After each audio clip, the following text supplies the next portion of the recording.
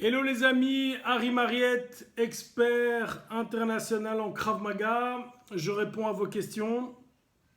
C'est un beau format finalement parce que j'ai des questions de tous les côtés. Alors voilà, Harry, se faire frapper au visage sans gants peut nous paralyser un moment. Comment vaincre l'appréhension des coups? Première question. Deuxième question, quel kick privilégier en rue? Alors la première question, comment vaincre l'appréhension des coups sans gants? Alors, j'ai une théorie là-dessus et je vais vous l'expliquer. On met des gants pour une raison simple, c'est qu'avec un gant, c'est quelque chose de mou qui va frapper quelque chose de dur. D'accord? Si quelque chose de mou frappe quelque chose de dur, le coup est évidemment diffusé dans le mou et vous allez choquer, donc vous allez créer un tremblement et vous n'allez rien casser. A l'inverse, lorsque tu frappes à main nue, tu vas avec quelque chose de dur toucher quelque chose de dur pour que voilà, ici on voit très bien. Imaginons que tu aies deux bâtons en bois l'un contre l'autre. Tu les frappes violemment l'un contre l'autre. Même si un des deux n'est pas cassé, tu regarderas, un des deux aura une encoche. Il aura une fracture, je vais dire. Alors, comment s'habituer au coup à main nue? Deux types de coups. Le coup t'a choqué, et alors, auquel cas, si quelqu'un a l'habitude d'encaisser les coups, ça peut aller.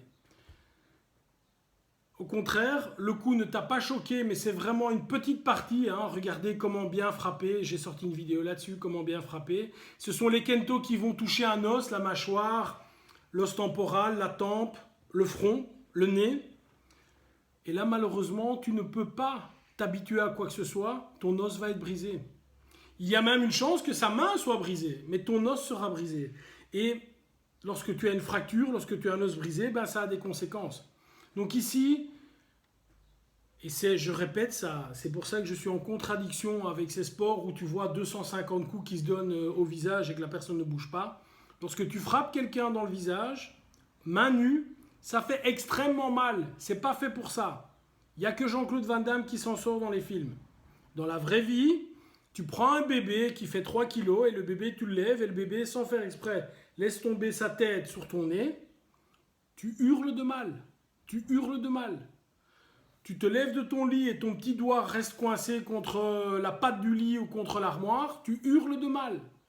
Donc quand quelqu'un de relativement costaud va te mettre un coup de poing dans le visage, tu ne sais pas t'habituer au fait qu'on te casse les os.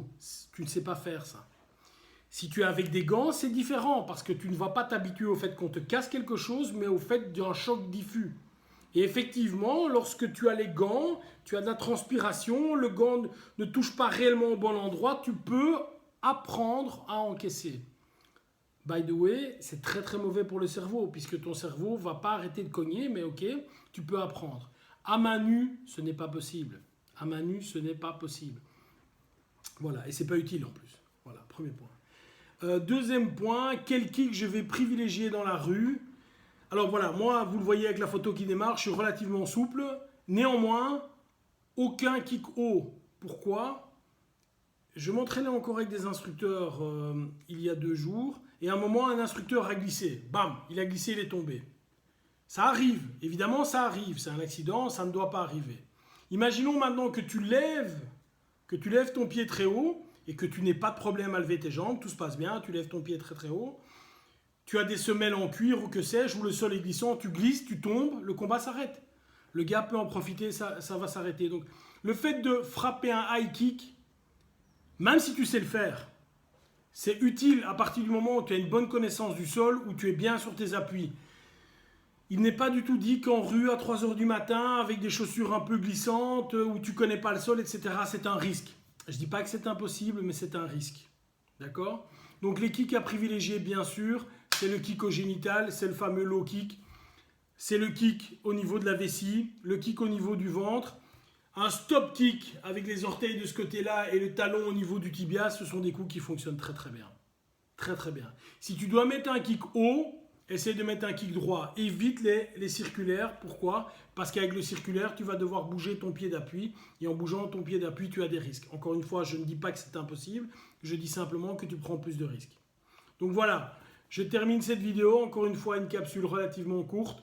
J'ai expliqué qu'il était impossible de s'entraîner à ramasser des coups à main nue. Pourquoi? Parce qu'avec les os, vous allez casser les os. On ne sait pas s'entraîner à se casser les os, c'est trop difficile.